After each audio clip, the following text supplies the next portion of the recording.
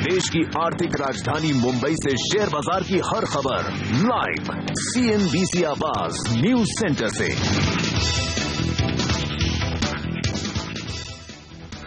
भारतीय बाजारों में दिखा कल जबरदस्त दमदार प्रदर्शन और लोअर लेवल से शानदार रिकवरी। दिन के हाई पॉइंट पर 8,600 के पार फिर से निकला निफ्टी। बड़ा सवाल है कि क्या करेक्शन पूरा होकर अब बाजार 8,700 8,800 की ओर बढ़ रहा है और नतीजों के लिए आज फिर से एक बड़ा दिन। ऐसे में क्या हो आपकी रणनीति, इस पर होगा हमारा खास फोकस। नमस्कार, मार्केट काउंटडाउन में आप सबका स्वागत है। मैं हूं अनिल सिंह। नमस्कार और मैं हूं हेमंत घई। जी हां, जीएसटी पास हो जाने के होप्स पर कल एक अच्छी रैली देखने को मिली। डेज हाई पर क्लोजिंग हुई है और आप देखिए रिलायंस इंडस्ट्रीज ये वो दिग्गज है जिसके नतीजे कल आने वाले हैं और आप देखिए कल ही इसमें रैली हो चुकी है।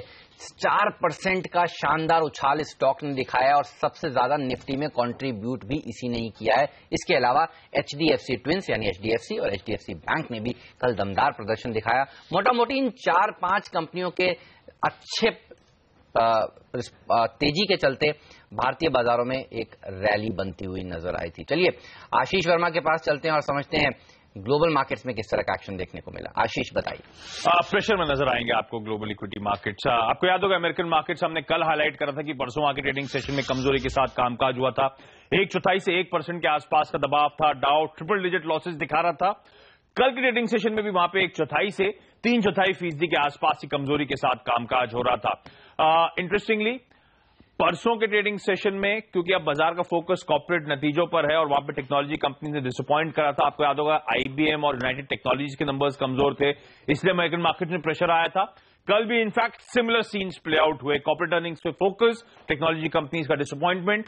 कल एप्पल और माइक्रोसॉफ्ट के नंबर्स आए, डिसअपॉइंटिंग नंबर्स पर रिएक्शन थे इनफैक्ट वहां पे इक्विटी मार्केट्स में, और इसलिए तीनों बेंचमार्क्स वहां के लाल निशान में जाके कामकाज कर रहे थे या फिर कमजोरी के साथ जाके बंद हुए। यूरोप में भी आपको याद होगा परसों अच्छा खासा प्रेशर था। इनफैक्ट जर्मनी के मार्केट्स यानी कि डैक्स तो 1% कमजोर था। कल भी वहां पे आधे से 1.5% के आसपास की कमजोरी थी और 2 वजह थी। एक तो अमेरिका में जो कॉर्पोरेट अर्निंग्स आ रही थी वो कमजोर थी तो उसका रब ऑफ इफेक्ट देखने को मिला। दूसरा, जिस तरह से कमोडिटी मार्केट्स में प्रेशर बना हुआ है उससे भी यूरोप पे दबाव था। इनफैक्ट आपकी स्क्रीन पे जो फुटसी आया था 1.5% कमजोरी के साथ इसीलिए कामकाज करता हुआ नजर आया क्योंकि कमोडिटी मार्केट जो कोलैप्स हुआ उसके बाद वहां की तमाम माइनिंग शेयरों में जबरदस्त पिटाई हुई और इसी के चलते फुटसी में तगड़ा प्रेशर आया। क्योंकि हम ठंडा क्यूज पिकअप कर रहे थे, हालांकि एशियन मार्केट्स इस बीच मिले जुले रुझान के साथ कामकाज कर रहे हैं। आपको बता दूं आज सुबह सुबह डेवलपमेंट आया है कि ग्रीस ने जो सेकंड बेल आउट पैकेज के जो रिफॉर्म्स के बदले बेल आउट की बात करी गई थी, पैकेज की बात करी गई थी, उसको ग्रीस के पार्लियामेंट ने हरी झंडी दिखा दी है। एशियन मार्केट्स आपकी स्क्रीन पर मिला जुला कामकाज और SGX निफ्टी दर्शा रहा है कि कल की क्लोजिंग के आसपास ही शुरुआत होगी। पहले यही चीज थी -0.04%, अब +0.04% नजर आ रहा है। बिल्कुल, शुक्रिया आशीष आपका इस जानकारी के लिए। और कल जब भारतीय बाजार बंद हो रहे थे तब भी US फ्यूचर्स इतनी ही गिरावट की एक्सपेक्टेशंस दिखा रहे थे, तो उससे ज्यादा गिरावट हुई नहीं। हमें पता था कि एप्पल और माइक्रोसॉफ्ट ने निराश किया है और उसी के ऊपर रिएक्शन दिया है, लेकिन भारतीय बाजार ज्यादा खुश शायद अब कच्चे तेल की गिरावट को लेकर होंगे। ब्रेंट 57 के नीचे, नाइमेक्स 50 के नीचे, ये इंडिया की इकोनॉमी के लिए बहुत अच्छी बात है। सारी कमोडिटीज एक्चुअली जो जिस तरह से तेजी से टूट रही है, मुझे लगता है बहुत ही बेहतरीन सिचुएशन है इकोनॉमिक्स हालात के हिसाब से भी और दूसरा इक्विटीज के लिहाज से भी, क्योंकि अब जब आपके पास ग्लोबली इक्विटी के अलावा कोई दूसरी एसेट ऐसी दिखती नहीं जहां आप पैसा बना सकें, तो ऐसी सिचुएशन में मुझे लगता है कि इक्विटी मार्केट्स के लिए इससे बेहतर समय नहीं हो सकता कि एक और जहां रॉ मटेरियल कॉस्ट कम होती हुई दिखे, कमोडिटीज के दाम गिरने से हमारा बैलेंस ऑफ पेमेंट पॉजिटिव होता हुआ दिखे, क्रूड के दामों का सीधा सीधा असर पॉजिटिव पड़ता है,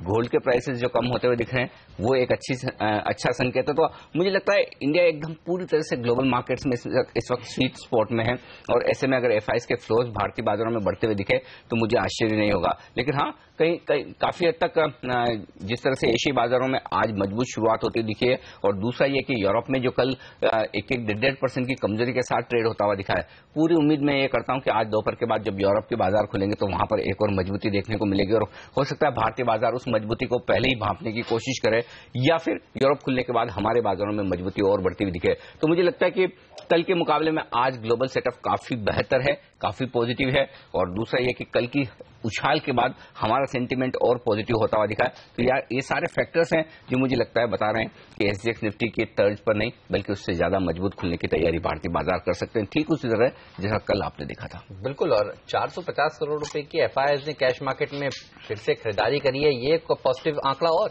बिल्कुल कैश मार्केट में एक दिन की बिकवाली के आंकड़े के बाद फिर से खरीदारी के आंकड़े आते हुए दिख रहे, लेकिन हेमंत दिक्कत एक है कि कल के वायदा कारोबार के आंकड़े उतने अच्छे हैं नहीं, इनफैक्ट नेगेटिव साइड पर है। इंटरेस्टिंग दिख रहा है ये, क्योंकि परसों जो कल जो हम बात कर रहे थे परसों के आंकड़ों की, वो आंकड़े कल काफी मजबूत दिख रहे थे। और कल सुबह हम यही बात कर रहे थे कि इंडेक्स फ्यूचर्स में अगर 1250 करोड़ की एफआईआईज ने खरीदारी की है और बाजार नीचे बंद हो, समझ में नहीं आता। और कल के आंकड़ों में यह दिखता है इंडेक्स फ्यूचर्स में 300 करोड़ की बिकवाली है, स्टॉक फ्यूचर्स में 265 करोड़ की बिकवाली है और बाजार इतना ऊपर बंद हो, कम समझ में आता है। लेकिन हाँ, कैश मार्केट में खरीदारी की है तो काफी तक ये कह सकते हैं आप कि एफआईआईज के डेटा कोई पॉजिटिव या नेगेटिव साइड पर नहीं है, लगभग न्यूट्रल से हैं। डोमेस्टिक फंड्स ने थोड़ी बिकवाली की है, तो डेटा के दम पर कल की तेजी थोड़ी सी कन्विंसिंग कम लगती है। जिस तरह से बाजार वॉलेटाइल हो रहा है, ये डेटा भी वॉलेटाइल हो रहे हैं, ये कह सकते हैं। आप देखिए एक दिन तेजी एक दिन। हाँ, एक्चुअली हो ये रहा है कि ट्रेडर्स अनसर्टेन हैं बाजार को लेकर और वो हर रोज अपनी पोजीशन बदल रहे हैं। एफआईआईज को तो पता है उन्हें क्या करना है, 8600 के ऊपर थोड़ी सी प्रॉफिट बुकिंग करनी है, 8500 के आसपास खरीदारी करनी है। लेकिन ये ट्रेडर्स हैं जो मार खाते हुए दिख रहे हैं, क्योंकि कल के सेशन में देखिए जो कुछ भी शॉर्ट कवरिंग हुई है, जो कुछ भी खरीदारी होती हुई दिखी वो ट्रेडर्स की तरफ से होती हुई दिखी। तो वायदा कारोबार के आंकड़े उतने मजबूत नहीं है। मैं ये नहीं कहूंगा कि बहुत बुरे, लेकिन अगर 300 पॉइंट से ज्यादा की सेंसेक्स में तेजी होनी हो तो फिर ऐसे में वायदा कारोबार के आंकड़े भी पॉजिटिव होने चाहिए। तो कहीं न कहीं इन आंकड़ों को देखकर ये लगता है कि शायद बाजार को अगर यहां से और बड़ी बढ़त बनानी है तो या तो डेटा और पॉजिटिव होते हुए दिखे या फिर न्यूज फ्लो पॉजिटिव होना चाहिए, क्योंकि कल के ये डेटा बाजार के अपसाइड को थोड़ा सा लिमिट कर सकते हैं, ये दिख रहा है। तो 8600 के ऊपर वापस से बाउंस करके क्लोज तो दिया है। इंटरेस्टिंग होगा अनिल, आज भी ये क्लोज हम बरकरार रख पाए, ये बताइए कितनी तेजी और हो सकती है? एफएनओ का डेटा क्या बता रहा है? एफएनओ का डेटा बेहद इंटरेस्टिंग है हेमंत, और बहुत छोटी रेंज, जनरली इस तरह की रेंज, कल हम 100 पॉइंट की रेंज की बात कर रहे थे कि 8500 के नीचे टूटे तो मंदी में आ जाइए, 8600 के ऊपर तेजी में आ जाइए। आज वो रेंज और छोटी होती दिख रही है, 8600 के नीचे मंदी है और 8650 के ऊपर तेजी है। तो और वो ये जो लेवल है बेहद इंटरेस्टिंग है। पहले एक एक डेटा में एनालाइज करूं, स्टॉक फ्यूचर्स, निफ्टी फ्यूचर्स और बैंक निफ्टी, तीनों ही में लॉन्ग पोजीशंस ओवरऑल बनी है वायदा कारोबार में, यानी कि तेजी की पोजीशंस बनती हुई दिखी है।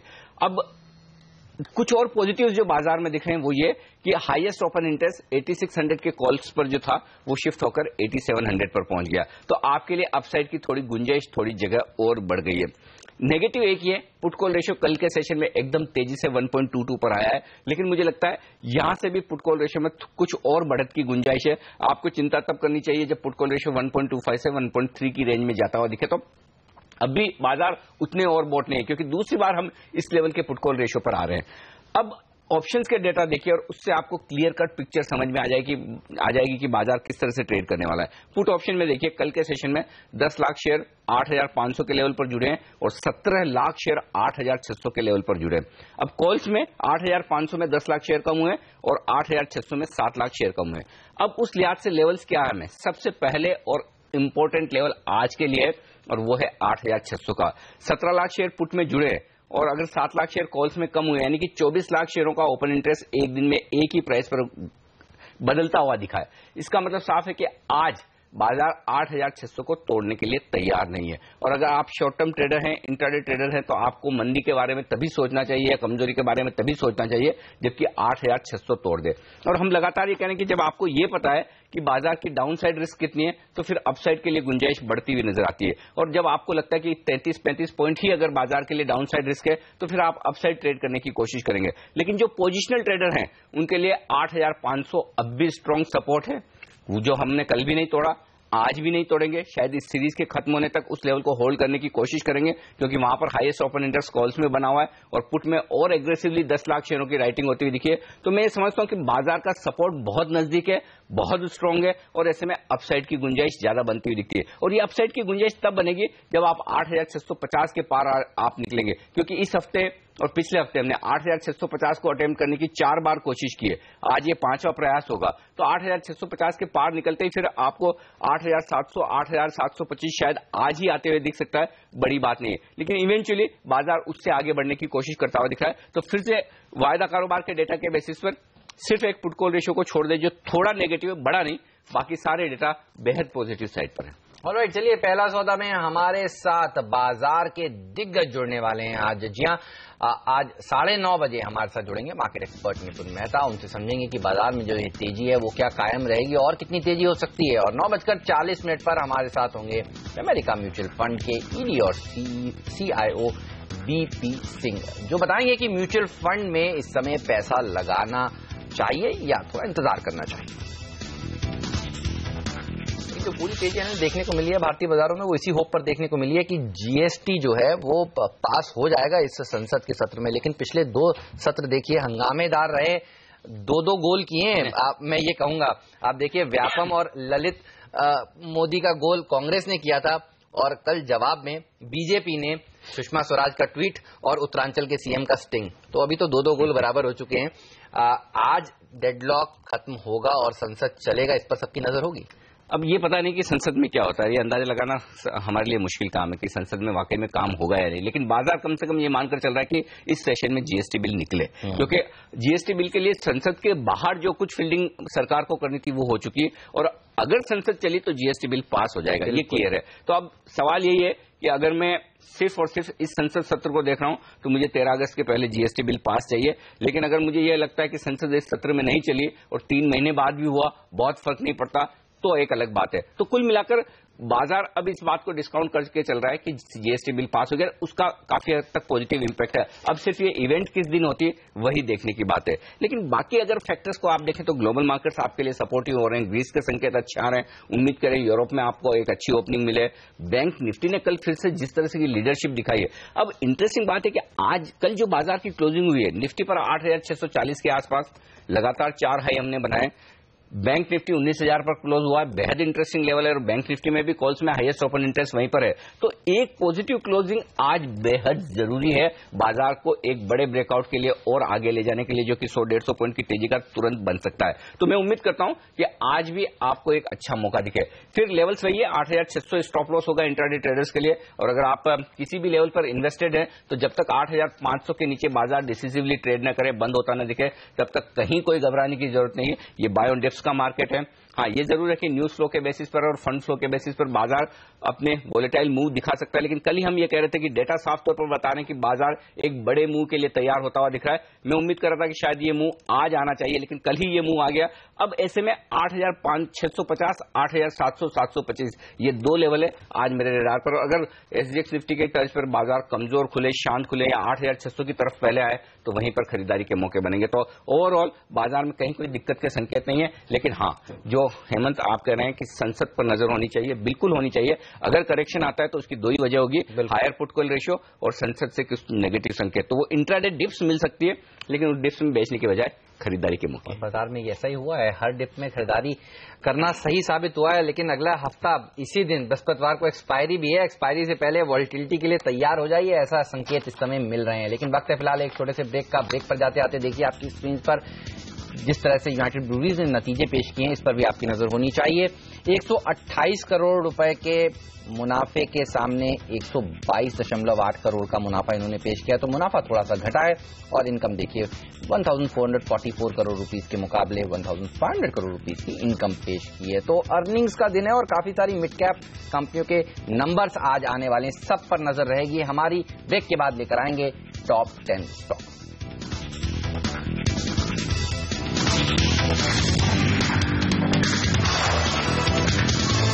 और अब वक्त है टॉप 10 स्टॉक्स का, ऐसे स्टॉक्स जहां पर खबरों के दम पर आज दिखने वाला एक्शन। पूरी खबरें आपके सामने हमारी टीम के साथ हेमंत हैं और साथ ही आशीष वर्मा, नियति बोहरा और पूजा त्रिपाठी।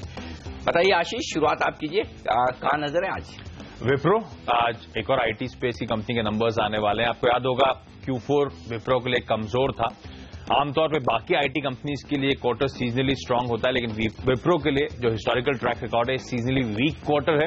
और वैसे भी इस क्वार्टर के लिए जो गाइडेंस बीते क्वार्टर दी थी इस कंपनी ने वो कमजोर थी। डी ग्रोथ की बात करी थी, -0.5% से 1% के आसपास पॉजिटिव। हम एक्सपेक्ट कर रहे हैं मिड पॉइंट 0.7% के आसपास डॉलर आय में तिमाही दर तिमाही बढ़त। मार्जिन में इस क्वार्टर में करीब 60 से 70 बेसिस पॉइंट की कमी, क्योंकि जून से इस कंपनी ने अपने कर्मचारियों की वेतन बढ़ाए थे, तो उसका इंपैक्ट ऑब्वियसली आएगा। लेकिन ज्यादा इंपॉर्टेंट नजर रहेगी बीते क्वार्टर में जो कमजोर परफॉर्मेंस आया था, तब इन्होंने बोला था कि एनर्जी वर्टिकल में दिक्कतें हैं और कुछ क्लाइंट स्पेसिफिक इश्यूज हैं, तो वहां पे हालात कैसे हैं, अब कैसा देखने को मिल रहा है, उस पर खासतौर पर नजर रहने वाली है। बजाज ऑटो आज अपने नंबर्स पेश करने वाला है और लगभग स्टेडी क्वार्टर रहेगा, स्टेबल क्वार्टर की हमें उम्मीद है बजाज ऑटो की तरफ से। हालांकि वॉल्यूम्स में एक आपको सिंगल डिजिट ग्रोथ देखने को मिलेगी वाई बेसिस पे, मगर सिक्वेंशियली 29% का एक जंप देखने को मिल सकता है, क्योंकि इन्होंने एंट्री लेवल सेगमेंट में सिटी 100 में एक बड़ा यहां पे लॉन्च किया था, जिससे कि सर्ज हुआ है वॉल्यूम्स में। जो मंथली रन रेट है, 2 नए जो लॉन्च इन्होंने किए थे प्लैटिना और सिटी की, वो करीब 80,000 यूनिट पर मंथ की राइज करती हुई नजर आई है।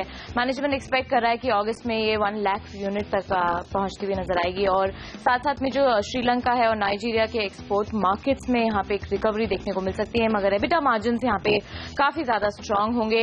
हमारा अनुमान है 17.6% से बढ़ के 19.8% के आने का एक आंकड़ा, क्योंकि प्रोडक्ट मिक्स काफी इनका ज्यादा रिच है। रियलाइजेशन एक्सपेक्ट कर रहे हैं हम 9% के आसपास ग्रो करने का। ओवरऑल पैट 22% के आसपास बढ़ता हुआ नजर आएगा और रेवेन्यूज 12% के आसपास बढ़ेंगे। स्टेबल क्वार्टर बजाज ऑटो आपको यहां पे पेश करता हुआ दिख सकता है। गेल के परिणाम भी आज आने वाले हैं। ऑयल एंड गैस की पहली कंपनी है जो अपने नंबर्स पेश करेगी। आपको याद होगा पिछला क्वार्टर काफी कमजोरी भरा रहा था, शेयर में भी करेक्शन देखने को मिला था नतीजों के बाद, लेकिन इस बार क्योंकि लो बेस था पिछला वाला, तो अच्छे नंबर्स की एक्सपेक्टेशंस की जा रही है। मुनाफा करीब 34% बढ़कर 684 करोड़ रुपीस का आ सकता है। टोटल इनकम करीब 7% बढ़कर 15,244 करोड़ रुपए की निकल कर आ सकती है। लेकिन कुछ खास अच्छा प्रदर्शन इनका गैस ट्रेडिंग कारोबार नहीं करेगा और पेट्रोकेमिकल बिजनेस भी थोड़ा ठंडा ही प्रदर्शन दिखाएगा। ये एक्सपेक्टेशंस हैं। नतीजे आपको अच्छे लगेंगे क्योंकि बेस पिछले क्वार्टर का कम था, लो था। ल्यूपिन भी आज अपने नतीजे पेश करने वाला है। लैकलस्टर नंबर्स की हमको उम्मीद है इस क्वार्टर में। टॉप लाइन इंपैक्ट होगा हायर बेस के कारण, पैट 9% के आसपास गिरता हुआ नजर आएगा। 570 के आसपास 570 करोड़ के आसपास हम फिगर एक्सपेक्ट कर रहे हैं आने का। रेवेन्यू पिछले साल 35% अप था, मगर इस बार यूएस में हाई बेस के कारण एक स्लगिश ग्रोथ की इनको उम्मीद है। नए लॉन्चेस बहुत ज्यादा इन्होंने लॉन्च नहीं किए हैं। सुप्रैक्स जेनरिक का एक एंट्री इनके लिए और नेगेटिव है। यूएस में जो पिछले क्वार्टर में जो ग्रोथ थी वो 12.5% वाई डिक्लाइन की थी। इंडिया के जो ऑपरेशंस हैं उससे एक्सपेक्ट कर रहे हैं कि 15 to 17% के आसपास ही ओवरऑल ग्रोथ पे सस्टेन करेंगे। मार्जिन्स यहां पर तेज गिरावट दिखा सकते हैं, क्योंकि सिम्बाल्टा के जेनरिक यहां पर पिछली बार जो लॉन्च हुआ था उसमें बहुत ज्यादा तेज जंप देखने को मिला था। इसलिए अब हम उम्मीद करें 33.4% के आसपास जो एबिटा का फिगर था, एबिटा मार्जिन का, वो गिरकर अब 26.6% के आसपास आ सकता है। तो क्लियरली पैट 9% के आसपास गिरावट, रेवेन्यूज भी 1.3% के आसपास डिक्लाइन दिखा सकते हैं और एबिटा में भी डिक्लाइन। तो क्लियरली लैकलस्टर परफॉर्मेंस ल्यूपिन की तरफ से आती हुई दिख सकती है। अब बात करते हैं उन कंपनियों की जिन्होंने बाजार बंद होने के बाद अपने नतीजे घोषित किए। बजाज फिनसर्व यहाँ पर अच्छा क्वार्टर था कंपनी के लिए। बजाज फाइनेंस ने जो नतीजे घोषित किए वहां से भी एक अच्छा सपोर्ट मिला है। बजाज फाइनेंस ने हम आपको बता दें कि इस बार हाईएस्ट एवर अपना क्वार्टर प्रॉफिट यहाँ पर पोस्ट किया है, तो वहां से एक अच्छा खासा सपोर्ट मिलता हुआ दिखाई दिया है कंपनी के बिजनेस में। इसके अलावा जो कंपनी का जनरल इंश्योरेंस कारोबार है वहां से भी एक अच्छा परफॉर्मेंस देखने को मिला है। कंपनी के प्रॉफिट में इस क्वार्टर 46% की बढ़त देखने को मिली है। क्योंकि बात हो रही है कल बाजार बंद होने के बाद नंबर्स आए हुए, एक और स्टॉक है जिसका आज रिएक्शन चल आपको देखने को मिले, वो है भारती इंफ्राटेल।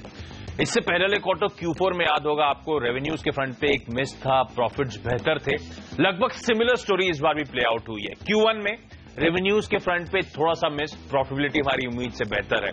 हम एक्सपेक्ट कर रहे थे आय में करीब 3% का उछाल होगा, 2.25% के आसपास का उछाल आया है। इनफैक्ट मार्जिन में प्रेशर हमारी उम्मीद से ज्यादा है। हम एक्सपेक्ट कर रहे थे कि मार्जिन 40 बेसिस पॉइंट्स कम होंगे, यानी कि करीब 0.5%। मार्जिन एक्चुअली 190 बेसिस पॉइंट, यानी कि करीब 2% मार्जिन का डेंट है। लेकिन इसके बावजूद कंपनी का मुनाफा उम्मीद से कुछ बेहतर है, 3.5% के आसपास का रन रेट के साथ जंप करा है, वो बेहतर। और एक और इंटरेस्टिंग हाईलाइट इन नंबर्स में है, वो है टेनेंसी। अच्छी बात कि लगातार 8वां स्ट्रेट क्वार्टर है जब टेनेंसी में उछाल देखने को मिल रहा है। अब बात करते हैं एसकेएस माइक्रो फाइनेंस के नतीजों की। काफी शानदार नंबर्स यहां पर कंपनी ने पोस्ट किए हैं। एक और स्टेडी क्वार्टर यहां पर कंपनी के लिए। एसेट क्वालिटी की बात करें तो काफी मेंटेन नंबर्स, 0.1% पर एनपीए के आंकड़े यहां पर मेंटेन है। और कैपिटल एजुकेसी की बात करें तो वेल कैपिटलाइज्ड है ये कंपनी इस वक्त। तो आरबीआई की जो रिक्वायरमेंट है 15% की, उसके सामने जो कैपिटल एजुकेसी रेशियो है इस बार कंपनी का वो करीब 27.2% है। तो इस लिहाज से भी काफी अच्छे नंबर्स। और जो लोन डिसबर्समेंट देखने को मिला है उसमें 107% की ईयर ऑन ईयर बढ़त देखने को मिली है। इसके अलावा सीएट इस कंपनी ने भी कल बाजार बंद होने के बाद अपने नतीजे पेश किए और अगर आप देखिए तो रेवेन्यू जरूर फ्लैट रहे हैं या इनलाइन विद एस्टीमेट्स रहे हैं, लेकिन मुनाफे का फिगर ने कमाल किया है। दोगुना से ज्यादा हुआ है मुनाफा, 51 करोड़ रुपीस से बढ़कर 121 करोड़ रुपए का मुनाफा पेश किया है। दरअसल ऐसा इसलिए हो पाया क्योंकि कंपनी ने अपना जो इंटरेस्ट कॉस्ट है उसमें भारी कमी करी है और उसके चलते मुनाफा बढ़ा है। और मार्जिन्स में भी देखिए एक अच्छा उछाल देखने को मिला है। 9.3% से मार्जिन्स 15.3% हो गए, यानी करीब 6% मार्जिन बढ़ाने में कामयाब रही है ये कंपनी। आज ये शेयर अच्छी तेजी दिखा सकता है। अब बात करते हैं मुथूट फाइनेंस के नतीजों की। यहाँ पर एनआई और मुनाफे के फ्रंट पर थोड़ी कमजोरी देखने को मिली है, लेकिन एसेट क्वालिटी के फ्रंट पर बात करें तो इस क्वार्टर सुधार देखने को मिला है। क्योंकि क्वार्टर 4 में हमने देखा था कि एनपी के लेवल्स में करीब 35 बेसिस पॉइंट की बढ़ोतरी देखने को मिली थी। तो उस लिहाज से इस क्वार्टर यहाँ पर इंप्रूवमेंट देखने को मिला है। प्रोविजंस में क्वार्टर ऑन क्वार्टर गिरावट देखने को मिली, जिसकी वजह से मुनाफे में थोड़ा बहुत सपोर्ट देखने को मिला है, लेकिन फ्लैट ग्रोथ मुनाफे और एनआई के फ्रंट पर। अडानी पोर्ट्स आपके रडार पे होना चाहिए। एजेंसी से खबरें आ रही हैं कि इन्होंने 5 साल के डॉलर बॉन्ड्स बेच करके ग्लोबल इन्वेस्टर्स को $650 मिलियन यहां जुटा लिए हैं। ये पार्ट इसको इस्तेमाल करेंगे, अपने रीफाइनेंस करेंगे अपने डेट को यहां पे कम करने के लिए। ये एक ऐसा पहला इशू होगा जो कि इंफ्रास्ट्रक्चर कंपनी ने यहां पे इस तरह का लॉन्च किया है। तो ये सारे स्टॉक्स है जहां पर आज खबरों के दम पर दिखने वाला है एक्शन, और इस पर तैयार करेंगे आपके लिए रणनीति, लेंगे बाजार पर भी राय। हमारे एक्सपर्ट्स जुड़ेंगे हमारे साथ इस ब्रेक के बाद, रजत बोस, देवांग मेहता और नितिन मुरारका।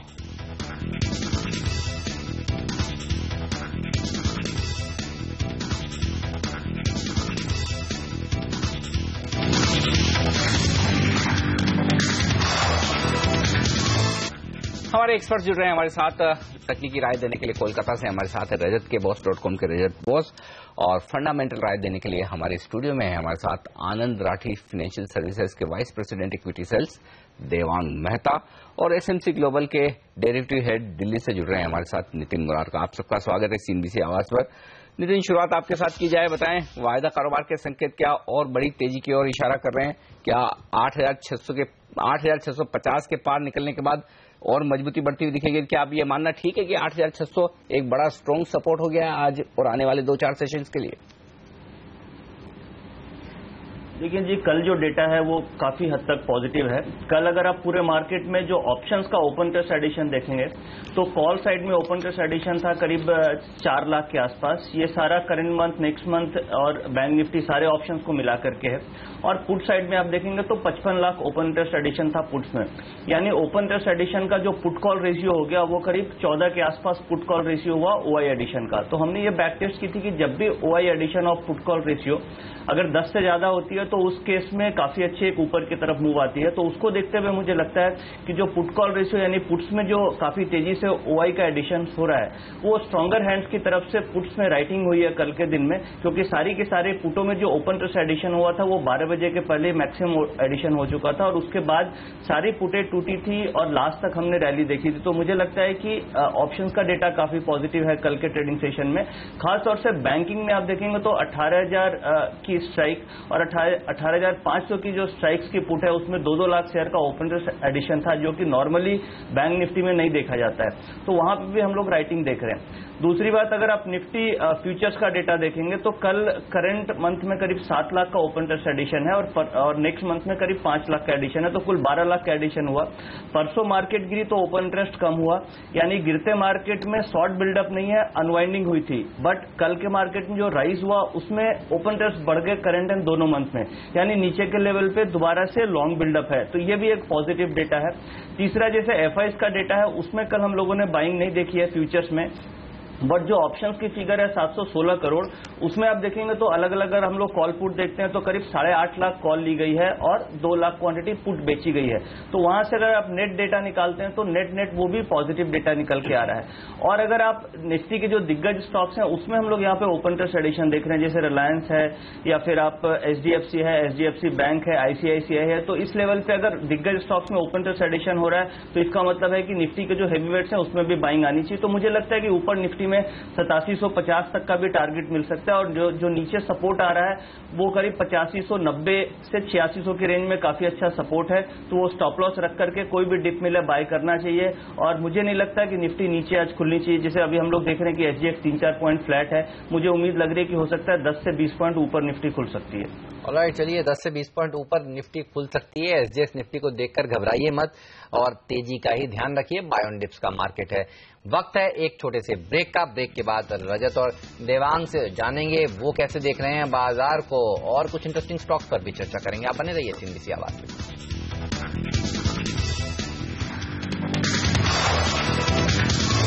और आगे बढ़ने से पहले नजर डालते हैं इस वक्त की हेडलाइंस पर। टेक्नोलॉजी कंपनियों के खराब नतीजों के बाद अमेरिकी बाजारों में गिरावट। नैस्डैक 0.25% नीचे, डाउ S&P भी कमजोरी के साथ बंद। एशियाई बाजारों से मिले जुले संकेत और SGX निफ्टी में सुस्ती। लगातार 10 दिनों से सोने में दबाव जारी। कॉमेक्स पर भाव $1095 के नीचे और घरेलू बाजार में सोना 25,000 रुपए के नीचे पहुंचा। ईरान डील के बाद सप्लाई बढ़ने के डर से कच्चे तेल में भी दबाव। नाइमेक्स पर भाव $50 के नीचे और ब्रेंट क्रूड $56 पर पहुंचा। GST बिल जल्द पास होने की उम्मीद में भारतीय बाजारों में दिखी जबरदस्त तेजी। कल निफ्टी ने मारी सेंचुरी और सेंसेक्स में लगी ट्रिपल सेंचुरी। बैंक और ऑयल एंड गैस शेयरों का जबरदस्त प्रदर्शन। आज आएंगे दिग्गज कंपनियों के नतीजे। निफ्टी की 4 और कई सारी मिड कैप कंपनियों के नतीजे। बजाज ऑटो, विप्रो, ल्यूपिन और गेल के प्रदर्शन पर होगी नजर। और अब गांव-गांव में खुलेंगे ATMs। व्हाइट लेबल ATMs में ऑटोमेटिक रूट से 100% FDI करने का प्रस्ताव। टाटा कम्युनिकेशन, मुथूट फाइनेंस, श्रेय इंफ्रा और वक्रांगी जैसी कंपनियों के लिए अच्छी खबर। संसद की कार्यवाही पर आज भी रहेगी नजर। उत्तराखंड के मुख्यमंत्री का स्टिंग ऑपरेशन दिखाकर बीजेपी ने कांग्रेस को दिखाए आक्रामक तेवर। आज भी संसद में भरपूर हंगामे के आसार।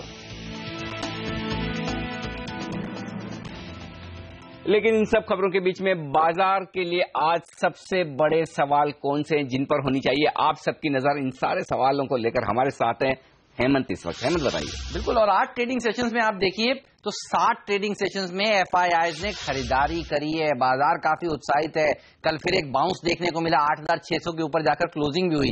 लेकिन सबसे बड़ा सवाल आज फिर 8,600 के ऊपर टिकेगा, 8,650 के ऊपर क्या निफ्टी जाएगा और वहां से फिर एक किस तरह की रैली बनेगी? तो ये वो आंकड़े हैं जिस पर सबकी नजर बनी हुई है। लेकिन निफ्टी के 4 दिग्गज कंपनियों के नतीजे भी आज आने वाले हैं। बजाज, विप्रो, गेल, ल्यूपिन। जब नतीजे आते हैं और खासतौर पर निफ्टी में जहां ज्यादा कंपनियां होती हैं तब बाजार थोड़ा टेंशन में आ जाता है। आपने देखा कुछ दिनों पहले कैसा हुआ। देखना होगा ये नंबर्स कैसे आते हैं और बाजार क्या इनसे उत्साहित होता है। लेकिन उससे ज्यादा बड़ा सवाल ये है कि कल RIL, रिलायंस इंडस्ट्रीज दिग्गज कंपनी किस तरह के प्रदर्शन दिखाएगी। इससे एक दिन पहले कल के सत्र में देखिए 4% से ज्यादा की रैली स्टॉक में देखी जा चुकी है। एक्सिस बैंक किस तरह के नंबर्स आएगा।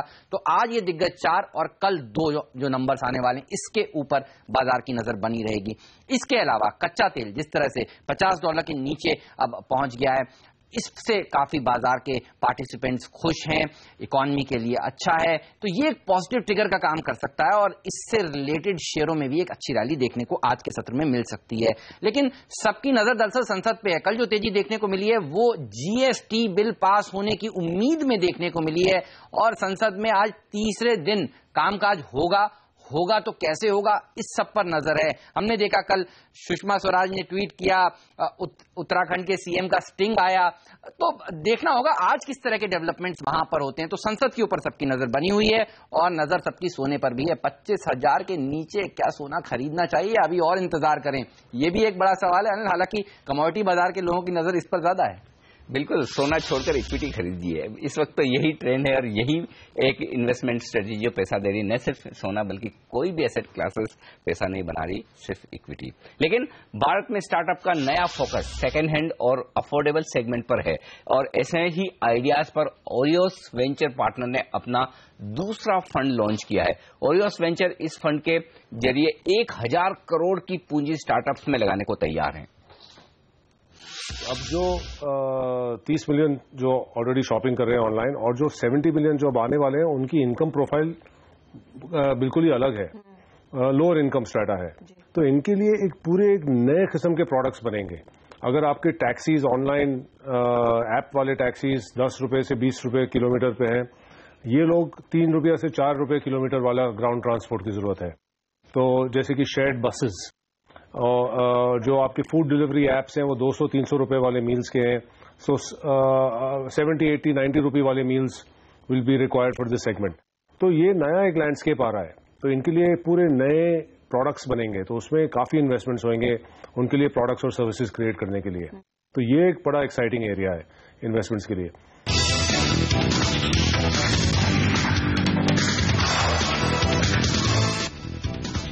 स्वागत है आप सभी का सीएनबीसी आवाज पर। आप देख रहे हैं मार्केट काउंटडाउन। रजत बोस, देवांग मेहता, नितिन मरार का हमारे खास मेहमान हमारे साथ बने हुए। रजत, आपसे जानना चाहूंगा, क्या लग रहा है ये जो तेजी है जो कल के दिन में देखने को मिली है वो कंटिन्यू रह सकती है और किन लेवल्स पर आपकी नजर है?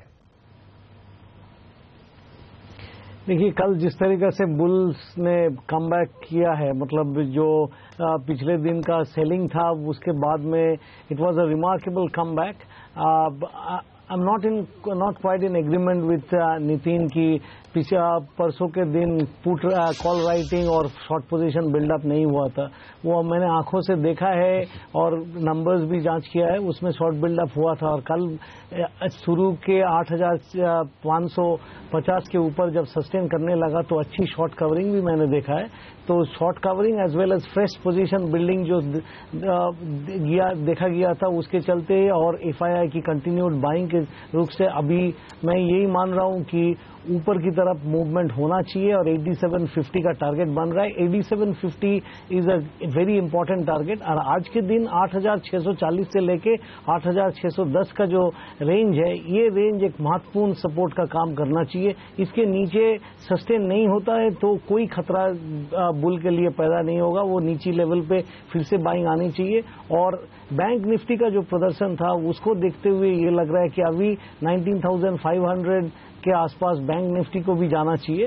तो फिलहाल यही मुझको समझ में आ रहा है कि it was an all round buying yesterday. So वो mid cap, even in large caps like Reliance, there had been strong buying. So ये देखते हुए बुलिश की सिवा और दूसरा कुछ सोचने का अभी गुंजाइश नहीं है। जी, तो ये राय आती हुई यहाँ पर निफ्टी पर। लेकिन कुछ स्टॉक्स जहां पर एक्शन दिखेगा उस पर फोकस किया जाए नतीजों के दम पर। और आज बजाज ऑटो के नंबर्स आने हैं। देवांग, इसी पर आपसे शुरुआत करता हूं। अच्छे नंबर्स की उम्मीद हम कर रहे हैं। 12% सेल्स में बढ़त दिखेगी, 22% मुनाफा बढ़ेगा, 900 करोड़ के पार निकलेगा। मार्जिन से हम 20% के आसपास 19.8% ये उम्मीद कर रहे हैं। तो नंबर थोड़े बेहतर होंगे। क्या लगता है, स्टॉक में रनअप जो आता हुआ दिखाई इस पूरी तिमाही में, अब भी खरीदारी का मौका है या नतीजों का इंतजार किया जाए? Good morning Anil ji. Definitely यहाँ पे खरीदारी के मौके हैं और अगर रिजल्ट थोड़ा सा भी डिसअपॉइंट करता है और स्टॉक अगर और नीचे आता है तो मेरे ख्याल से और खरीदारी का मौका है। क्योंकि हमें लग रहा है कि जो रूरल स्लोडाउन की जो बहुत बातें की गई थी उसके कारण बजाज ऑटो, हीरो होंडा, ये सब ने, हीरो मोटोकॉप, ये सब ने काफी अंडर परफॉर्म किया था मार्केट को। ऑफ लेट एक थोड़ी सी रैली देखने मिली है, बट मुझे लग रहा है कि काफी सारे जिस तरह से मॉडल्स आगे लॉन्च होने वाले हैं और जिस तरह की बिक्री के नंबर्स भी लास्ट क्वार्टर में देखने मिले थे वो भी एक इंप्रूविंग ट्रेजेक्टरी के थे। तो आई थिंक बजाज ऑटो अच्छा डिलीवर करेगा। इनपुट कॉस्ट प्रेशर भी थोड़ा कम हुआ होगा, मार्जिन एक्सपेंशन होने के चांसेस भी है। तो मुझे लग रहा है कि Bajaj auto is a good candidate. कोई भी करेक्शन भी आता है तो it's opportunity to accumulate this stock. SKS micro finance, ये स्टॉक आपको कैसा लगता है? चार्ट्स पर हमने देखा एक अच्छी रैली देखने को मिली थी पिछले कुछ महीनों में शेयर में और नतीजे भी अच्छे आए हैं। 24% मुनाफा बढ़ा है, एनआईआई 46.7% बढ़ा है। चार्ट्स क्या आपको तेजी करने के की ओर इशारा कर रहे हैं इस समय या इंतजार करना चाहिए अभी? हेमंत, ये क्वेश्चन मेरे लिए है? जी जी जी रजत। एसकेएस माइक्रो फाइनेंस एक अप ट्रेंड में है और वो अप ट्रेंड बहुत ही मजबूत अप ट्रेंड है। ये 416 का जो 10 जून का लो था उसी से लेके अभी तक जो इस तरीका से मूवमेंट देते हुए आए हैं, ये अपना 5 डे मूविंग एवरेज को भी तोड़ता नहीं है, उसको टेस्ट करता है फिर बाउंस करके ऊपर चला जाता है और इसमें कोई नेगेटिव डाइवर्जेंस भी नहीं है। कल के दिन ये सिर्फ नया हाई ही नहीं बनाया, इवन 14 RSI जो है वो भी इन द रिसेंट पास्ट 74 के ऊपर पहला बार चल दिया और बहुत अच्छी प्रदर्शन से ऊपर की तरफ जा रहा है। 13 डे मूविंग एवरेज बोलिए या तो कोई चैनल्स बोलिए, हर तरफ से इसमें ट्रेंड कंटिन्यूएशन का सिग्नल है। मैं आज उम्मीद करता हूं कि ये कल जो 537 के आसपास बंद दिया था आज गैप से ऊपर खुलेगा, ऊपर खुलने के बाद में 550 की तरफ जाने की चेष्टा करेगा। ऊपर में कुछ प्रॉफिट बुकिंग हो सकता है क्योंकि ये जो ट्रेंड है ये काफी रेगुलर मतलब इवन सॉर्ट ऑफ ट्रेंड, तो ये ट्रेंड में ज्यादा उछाल ऊपर में सस्टेन नहीं भी हो सकता है, but any dip should be a buying opportunity and those who have purchased yesterday may book profits but at lower levels enter again. Okay और बेहद दमदार नतीजे, 24% की ग्रोथ सेल्स में और 47% मुनाफा बढ़ा है। लेकिन इसके अलावा दो और इंटरेस्टिंग खबरें इस स्टॉक के लिए। पहला तो ये कि मॉर्गन स्टैनली की तरफ से रिपोर्ट आई, ओवरवेट की 550 रुपए का लक्ष्य उन्होंने दिया, लेकिन यूबीएस ने और दमदार रिपोर्ट दिया, उन्होंने लक्ष्य 600 रुपए से बढ़ाकर 650 किया है। वायदा कारोबार के ट्रेडर्स के लिए क्या टारगेट्स होंगे यहाँ पर नितिन एसकेएस माइक्रो में? देखिए जी, ओपन इंटरेस्ट कल बहुत ज्यादा एडिशन नहीं था, बट कैश मार्केट में वॉल्यूम्स इंक्रीज हुए थे। इसका मतलब हुआ कि डिलीवरी बेस्ड बाइंग इसमें रेगुलर, अगर आप 8-10 दिनों का वॉल्यूम देखेंगे कैश मार्केट का, तो रेगुलर इंक्रीज कर रहे हैं, यानी कि इसके लॉन्ग टर्म टारगेट्स अच्छे निकल सकते हैं। और इसमें अगर आप शॉर्ट टर्म देख रहे हैं तो आज हो सकता है गैप अप खुले, बट उसके बाद अगर कोई भी डिप मिलती है तो मुझे लगता है आने वाले समय में स्टॉक का टारगेट करीब 560-570 रुपए तक जाना चाहिए। ऑलराइट, चलिए तो एक अच्छी रैली इस स्टॉक में आज के सत्र में भी देखने को मिल सकती है, ये राय है हमारे एक्सपर्ट्स की। लेते हैं इस नोट पर एक छोटा सा ब्रेक, लेकिन ब्रेक के बाद कुछ और इंटरेस्टिंग स्टॉक्स पर हम चर्चा करेंगे। आप देखते रहिए सीएनबीसी आवाज।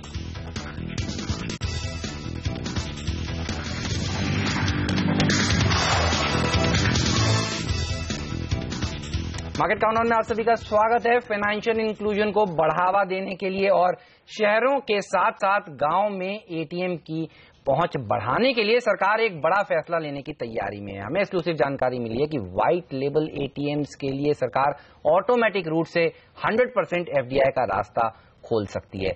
इस खबर पर और जानकारी के लिए सीए चलते हैं दिल्ली, जहां हमारे साथ हमारे ब्यूरो चीफ लक्ष्मण रॉय जुड़ चुके हैं। लक्ष्मण, बताइए व्हाइट लेबल कंपनियां क्या होती हैं और सरकार की क्या योजना है इस सिलसिले में? देखिए, जो प्रस्ताव है उसके मुताबिक व्हाइट लेबल एटीएम जो है उसके ऑपरेशन करने वाली कंपनियों में 100% विदेशी निवेश की छूट दी जा सकती है। वो छूट ऑटोमेटिक रूट से दिया जाएगा। व्हाइट लेबल एटीएम ऑपरेशन करने का मतलब ये हुआ कि वो कंपनियां जो बैंक तो नहीं चलाती हैं लेकिन एटीएम ऑपरेशन में कारोबार करना चाहती हैं, ये कंपनियां एटीएम लगाएंगी, संबंधित बैंकों से करार करेंगी और उन बैंक से जुड़े हुए कारोबार यहाँ पे करेंगी। ऑटोमेटिक रूट से मतलब ये हो गया कि इस पैसा अगर लाती है विदेश से पैसे लाने पर कंपनी को सरकार से किसी भी तरह की मंजूरी नहीं लेनी पड़ेगी, सिर्फ जो पैसा आया वो रिजर्व बैंक को बताना होगा। तीसरी बात यहाँ पर यह है कि 100% विदेशी निवेश का मतलब यहाँ पर रखा गया है कि कंपोजिट कैप का हिस्सा होगा।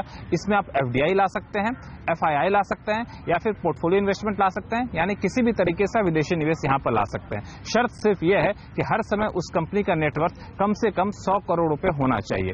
इस प्रस्ताव का कैबिनेट ड्राफ्ट नोट तैयार कर लिया गया है, संबंधित मंत्रालयों से सलाह मशवरा के लिए भेज दिया गया है और माना जा रहा है कि जल्द ही कैबिनेट से इसको अंतिम मंजूरी मिल जाएगी।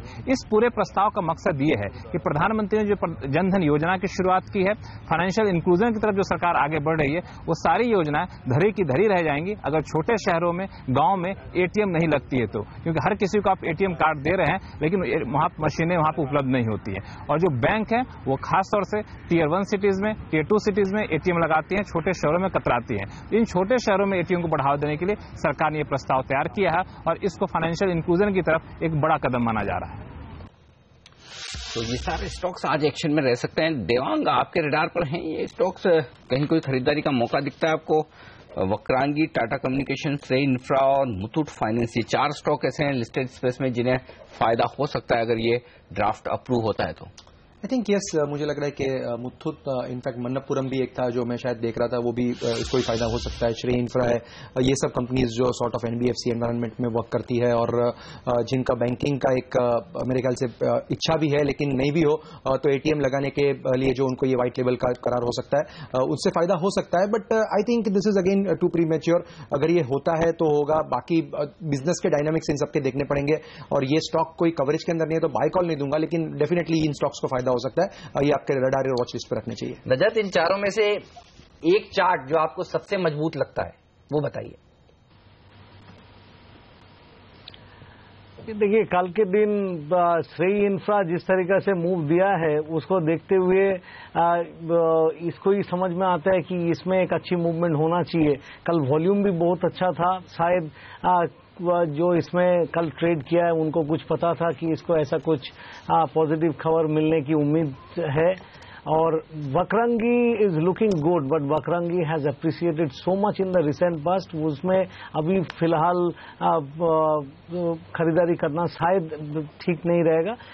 आई would prefer Shree Infra, I would buy it at the current levels around 40 and I would say कि you put a stop loss below 36 and on the upside आपका वो ऊपर में 54-55 रुपया भी मिलने की उम्मीद करना चाहिए। इसमें हर तरफ से पॉजिटिव सिग्नल नजर आ रहा है। ऑलराइट, चलिए। हाँ, आप कुछ कह रहे थे, चलिए। बात तो ये राय निकल कर आ रही है इन शेयरों पर। वक्त है फिलहाल एक छोटे से ब्रेक का। ब्रेक के बाद प्री ओपनिंग सेशन हाजिर करेंगे। जी हाँ, बताएंगे आपको बाजार कहाँ खुल रहे हैं, रुपए की ओपनिंग किन स्तरों पर हो रही है। आप देखते रहिए CNBC आवाज।